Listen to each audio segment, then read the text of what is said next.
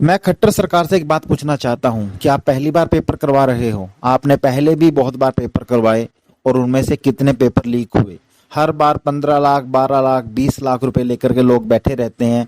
पता है कि पेपर लीक होगा, पास हो जाएंगे, लेकिन क्या हो रहा है, आप इस चीज का पता ही नहीं लगा रहे कि पेपर लीक क्यों होता है।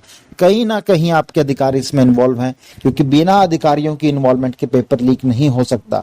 जो तैयारी कर रहे हैं बच्चे, उनका क्या कसूर है।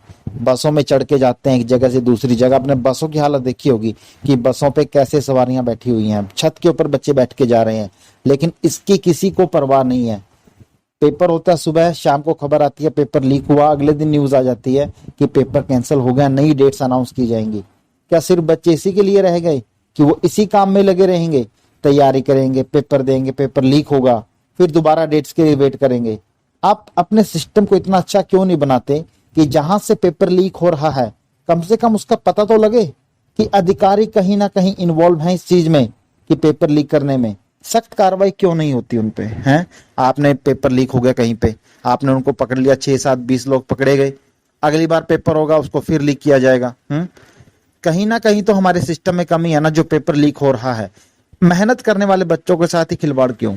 एक बच्चा बहुत दिन रात तैयारी करता है, तैयारी करने के बाद पेपर देने जाता है, एक अलग सा माइंड पे प्रेशर होता है कि पेपर देना है, शाम को पता लगता है पेपर कैंसिल, फिर वही दोबारा से उसी मेंटल स्ट्रेस के साथ तैयारी करते हैं बच्चे।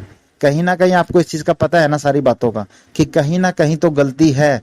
उस गलती को पकड़ने की बजाय दोबारा डेट्स देना, फिर पेपर करवाना, फिर बसों में बच्चों को धक्के खिलवाना, ये कहाँ तक जायज है।